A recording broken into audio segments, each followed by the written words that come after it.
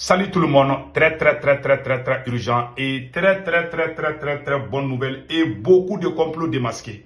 Mes chers amis, la première nouvelle, la France prise la main dans le sac. Je vous parle aujourd'hui samedi 1er juin 2024.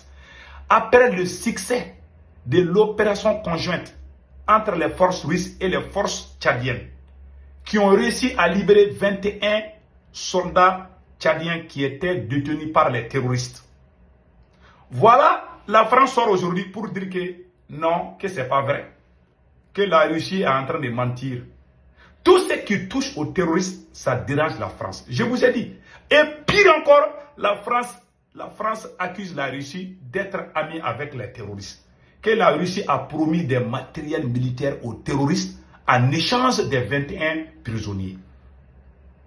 Comment ils ont su? Et puis ils disent que les groupes rebelles sont fâchés contre les Russes. Vous voyez comment c'est flagrant quoi.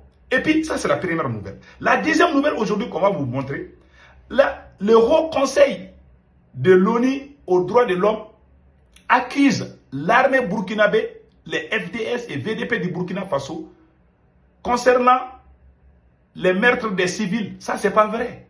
Ça, c'est pas vrai. À chaque fois qu'on tue les terroristes, ils vont aller saisir, ils vont aller à l'ONU pour crier là-bas. Mais au moment où on brûlait nos villages, où étaient ces gens-là? Vous voyez les manigances, ils sont fâchés parce que nous sommes en train de gagner. Même au moment où je vous parle, la plus bonne nouvelle de cette année, le capitaine Ibrahim Traoré vient d'envoyer plusieurs équipements militaires aux forces de défense et de sécurité et au VDP du Burkina Faso. Nous tirons nos chapeaux au capitaine Ibrahim Traoré. Et nous sommes de cœur avec le peuple du Burkina Faso. Toutes ces conneries-là ne vont pas marcher contre le Burkina. C'est le pays des hommes intègres. Un conseil à tous les patriotes du Burkina, du Niger et du Mali. Les mensonges que la France diffuse chaque fois contre nos autorités burkinabées, nigériennes et maliennes, quand vous publiez, il faut démentir. Par exemple, le rapport de l'ONU montre,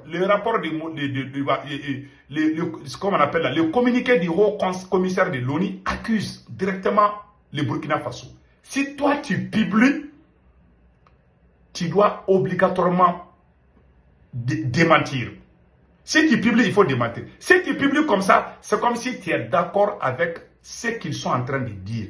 C'est une erreur. Je ne dis pas que ceux qui publient sont contre le Burkina Faso. Mais j'ai vu beaucoup de frères maliens, burkinabés, nigériens qui juste publient seulement et puis ça passe.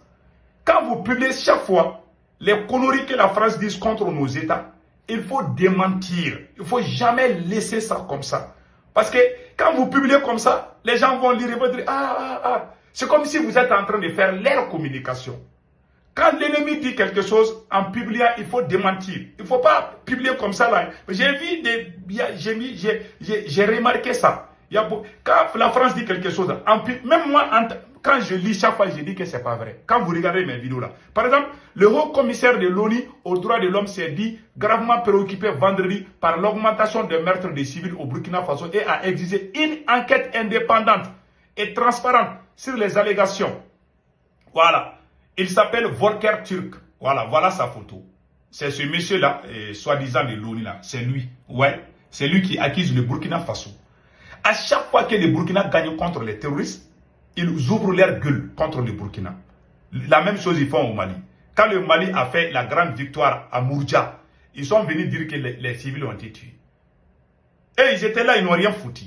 Quand on les a chassés, ils ne veulent pas que ça finisse. Même les Russes qui ont montré leur bonne volonté pour libérer les soldats tchadiens, la France accuse la Russie d'être complice avec les terroristes. Vous voyez des confusions comme ça. Ils pensent que les gens sont bêtes.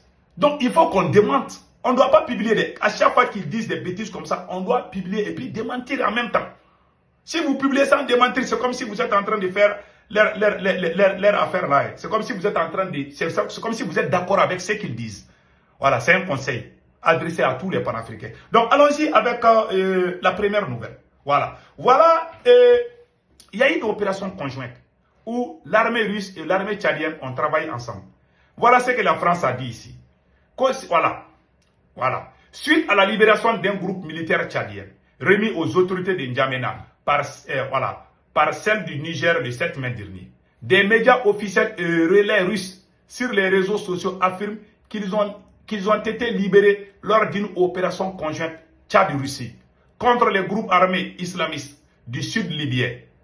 Une communication qui étonne à N'Djamena et agace les rebelles. On n'a pas vu un communiqué tchadien qui dément. La vidéo là est sur les réseaux sociaux, ça vaut plusieurs jours. Les Tchadiens ne sont pas sortis de dire que c'est faux. C'est la France qui parle. Donc, vous les Français, vous êtes devenus porte-parole des Tchadiens maintenant. Ils sont tellement jaloux. Ils sont jaloux de la Russie. Même les deux gros bateaux que la Russie amène là, avec des armes et plusieurs soldats russes là. La France est en train de crier par-ci par-là. Ah, la Russie veut venir prendre l'Afrique. Ah non, on n'est pas d'accord. On vous a dit qu'on ne vous veut pas. Vous mettez vos bouches dans vos sauces et foutez-nous la paix. Voilà ce qui se passe. Ils ont dit ici que les terroristes là sont fâchés contre la Russie. Hein. Et qu'est-ce qu'ils ont dit ici là? Ceux-ci dénoncent des affirmations mensongères et assurent que Moscou les a démarchés en leur promettant du matériel avant de transférer les prisonniers du Niger. Voilà les mensonges de la France à travers RFI. Ils disent que la Russie est venue négocier. Selon la France, que la Russie est venue négocier avec les terroristes pour dire que la Russie va donner des armes aux terroristes. Massa Dibarou, Allah Akbar. Que la Russie a promis qu'elle va donner des armes aux terroristes en échange des prisonniers tchadiens. Que sinon, que ça n'a pas été une opération. Depuis quand la Russie négocie avec les terroristes, la Russie a toujours dit qu'il n'y a pas de négociation. Tout le monde sait ça. Ils ne négocient pas. Même quand ils prennent 1 million de Russes en otage, là, ils vont venir te tuer. Ils ne négocient pas. Tout le monde sait ça. Voilà, ils sont en train de... Voilà un autre mensonge. Que les terroristes sont fâchés. Que parce que la Russie n'a pas respecté. Voilà des mensonges. Ils font des confusions. Ils sont spécialistes dans ça. Hein. Heureusement qu'il y a les réseaux sociaux pour démentir les choses. Et en pire de ça, voilà. Donc, voilà ces mensonges-là. Maintenant, nous allons partir aux côtés du Burkina Faso. Voilà. Ils ont écrit un communiqué, j'avais déjà lu. Voilà, j'ai lu des communiqués là. Donc, ils sont en train de mentir contre le Burkina Faso. Comme je l'ai dit au titre. Ils veulent coûte que coûte ternir l'image de l'armée burkinabé. Le Burkina est en train de faire des victoires écrasantes contre les terroristes, comme le Niger et le Mali. Ils ne sont pas contents. Voilà des gens qui disent qu'ils étaient chez nous pour nous aider. Dja, ce sont eux-mêmes les complices, les amis des terroristes. Quand ils sont venus au Mali, ils ont donné Kidal aux terroristes. La ville de Kidal était aux mains des terroristes, en complicité avec la France. Ah, en 2013, là, quand j'ai dénoncé ça, là, il y a des Maliens qui ont failli me frapper dans une mosquée à New York. Quand j'ai dit que la France nous a trahis, il y a des gens qui disent, oh, les politologues là, ils nous amèrent. Pourquoi ils accusent la France? La France est venue nous aider.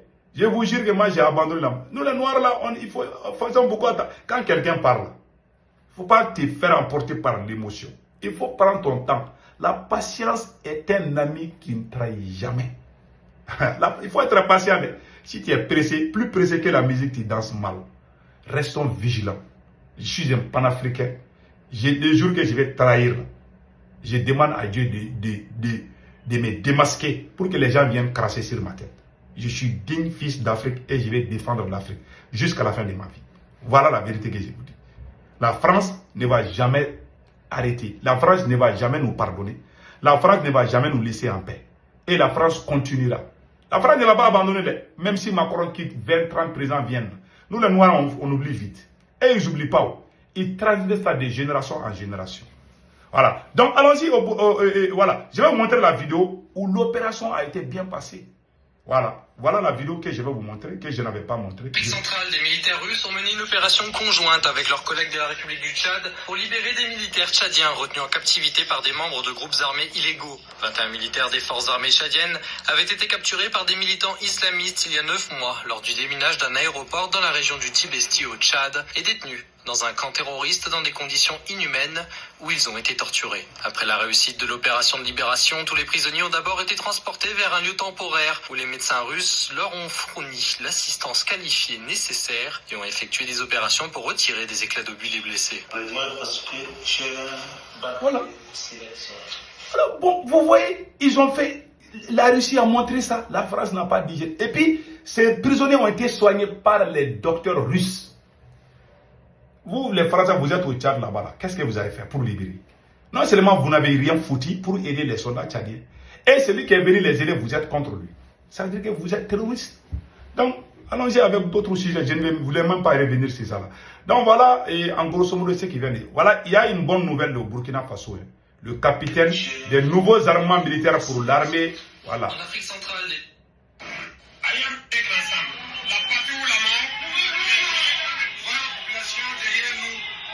Voilà. Des nouveaux armements militaires pour l'armée burkinabé. Écoutons. En attendant, le Burkina continue de renforcer ses équipements au plan militaire. 10 jours après la dernière acquisition, les forces combattantes se dotent d'un arsenal de véhicules blindés, d'armes et de munitions. Le matériel est arrivé hier à Ouagadougou, renforçant davantage la quiétude chez les populations. On voit cela avec Nongba Kouda et Momouniwala.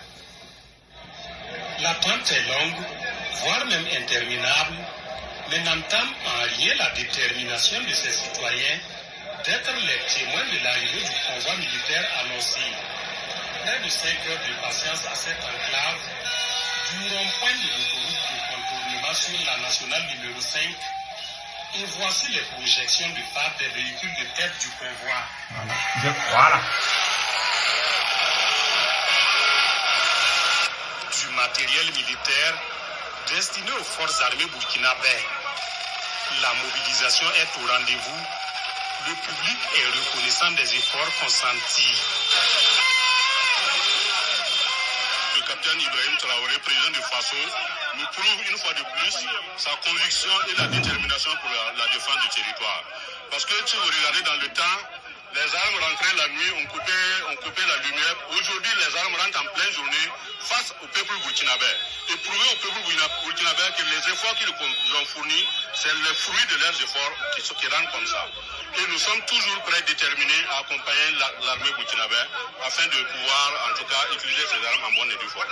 La mission est conduite par le lieutenant Thor et ses seconds, les lieutenants Volcan et Panga. Une mission arrivée à bon port et sur les lieux, l'émotion est vive. Nous sommes fiers de vous. Tout le peuple burkinabé dans son ensemble est fier de vous. Nous vous encourageons. Force et courage à vous. Allez de l'avant. Car, que ce soit nos mamans, nos papas, vous font des bénédictions chaque jour, afin que vous puissiez en tout cas aller au bout de cette guerre, récupérer tout le territoire du Burkina Faso et remettre à son peuple. C'est de ça qu'il s'agit. Et nous, je pense que nous allons vaincre ensemble. La patrie ou la mort. Voir la population derrière nous, ça nous galvanise. Voilà, ça nous pousse à aller de l'avant. Je pense que tous ensemble derrière le président du Faso. Voilà. Donc vous avez vu la joie, les capitaines, que Dieu vous bénisse. Que Dieu bénisse le capitaine Ibrahim Traoré. Nous sommes très fiers du Burkina Faso. Franchement parler, ça c'est une excellente nouvelle. Donc la seule chose, le conseil que je donne à la jeunesse burkinabé, malienne et nigérienne, c'est de faire beaucoup attention à cette période. Parce que la France est aux abois. Il y a beaucoup de complots qui se préparent contre l'AES. Par exemple, les fausses accusations de la France, soi-disant l'ONU contre le Burkina Faso, c'est j'acharnement. Chaque fois que l'armée burkinabé gagne, ou l'armée malienne gagne, ou l'armée nigérienne gagne, on voit comme on appelle là, les pères de ces terroristes-là, qui ne sont autres que la France, qui se lèvent de bon petit matin pour accuser, sans preuve. Donc restons vigilants. On connaît maintenant qui sont nos amis et qui sont nos ennemis. Nos amis, les pires amis, ça c'est la France. Ce n'est plus caché. Je parle des autorités françaises, pas le peuple français. J'adore le peuple français. Maintenant, restons vigilants. Qu'Allah le Tout-Puissant bénisse le Burkina Faso, le Mali et le Niger. Passez excellent week-end. Ciao, ciao.